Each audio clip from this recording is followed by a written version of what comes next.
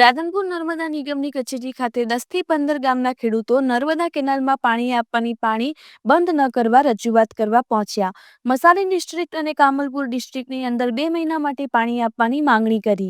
રાધનપુર નર્મદા નિગમની કચેરી ખાતે નર્મદાના અધિકારી પાસે રાધનપુર અને કાંકરેજ તાલુકાના 10 થી 15 ગામના ખેડૂતો નર્મદા નિગમની કેનાલમાં 2 મહિના પાણી ચાલુ રાખવાની રજૂઆત કરવા પહોંચ્યા. લેખિતમાં રજૂઆત કરી મસાલી ડિસ્ટ્રિક્ટ અને કામલપુર ડિસ્ટ્રિક્ટની અંદર નર્મદા નિગમનું પાણી આપવાની 2 મહિના માટે માંગણી કરી, જેમાં રતનપુરા, ઉણ, ભદ્રીવાડી અને શિયાવાલપુરા, ધરવડી, લક્ષ્મીપુરા, નાનાપુરા, મોટાપુરા, મઘાપુરા, કામલપુર, ભલગામ, પાદર, રાણતપુર જેવા ગામોની અંદર નર્મદા નિગમની કેનાલની અંદર 2 મહિના માટે પાણી આપવાની માંગણી કરી. ખેડૂતોએ વાવેતર કરેલા પાકને નુકસાન જઈ શકે તેમ હોય તેને લઈને ખેડૂતો દ્વારા લેખિતમાં રાધનપુર નર્મદા નિગમ કચેરી ખાતે રામધૂન બોલાવી લેખિત રજૂઆત કરી. બોલો. હું માનપુરા ઉણ સરપંચ શ્રી દેસાઈ અલ્પેશભાઈ.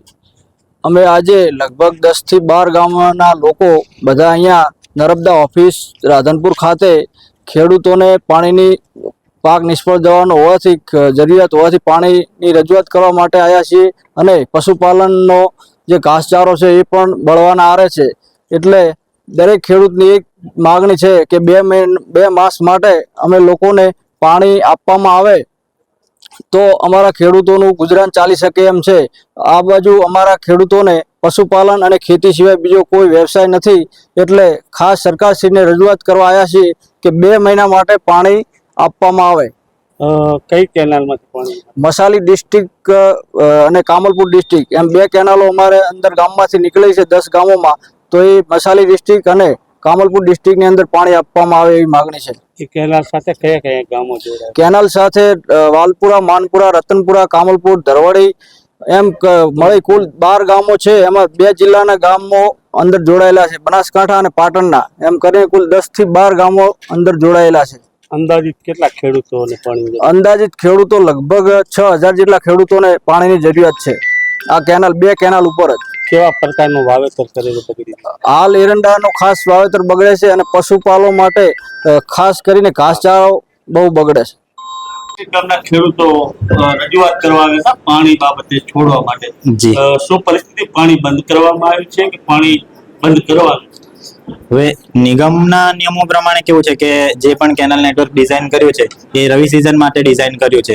એટલે જનરલી નિગમની સૂચના હોય છે કે 15 માર્ચ આપણે કેનાલો બધી બંધ કરવાની હોય છે, જેથી જે સુધારાના કામગીરી કરવાની હોય, અમારે સ્ટ્રક્ચર બદલવાના કામ હોય કે બીજું ઓપરેશન મેન્ટેનન્સનું કામ હોય એ સમયસર થઈ શકે, એટલે આવનારી સિઝનમાં વ્યવસ્થિત પાણી ચાલી શકે. તો તેમ છતાં જો 15 દિવસ અમે એક્સટેન્ડ કર્યું અને 31 તારીખે કેનાલ બંધ કરાવી છે. હવે તેમ છતાં હવે ખેડૂતોની આ રજૂઆત છે કે એમને 2 માસ પાણીની જરૂર છે. 2 માસ તો બહુ ડિફિકલ્ટ છે, કેમ કે અમારે કેનાલનો રિપેર કરાવવાની હોય છે, એટલે એના માટે પછી સમય નથી મળતો. એટલે રજૂઆત કરીએ અમે, જો શક્ય હોય તો 1 થી 2 અઠવાડિયા ચાલુ કરાવી શકીએ અમે કેનાલ. તો રજૂઆત કરશું ઉપર, જો નિગમ મંજૂરી આપે તો નિયમ અનુસાર ચાલુ કરીશું કેનાલ. ઉનાળાની સિઝનમાં ખાસ પાણીની જરૂર, એવા સમયે પાણી બંધ કરવાનો વારંવાર નિર્ણય લેવામાં આવે છે. ખરેખર જે કેનાલની ડિઝાઇન કરવામાં આવી છે એ રવિ સિઝન માટે જ ડિઝાઇન કરવામાં આવી છે અને ઇરિગેશનના હેતુથી ડિઝાઇન કરવામાં આવી છે. આ તો ખેડૂતોને લાભ મળતા હોય એટલે પશુપાલન અને અન્ય ક્ષેત્રોમાં પણ યુઝ કરે છે પાણીનો, પણ હવે એની જવાબદારી ટોટલી નહીં લઈ શકીએ અમે. આ રવિ સિઝનની જવાબદારી નર્મદા નિગમ લઈ શકે. આપણો પરિચય? હું કાર્યપાલક ઇજનેર, કચ્છ શાખા નહેર 1/1 ડિવિઝન.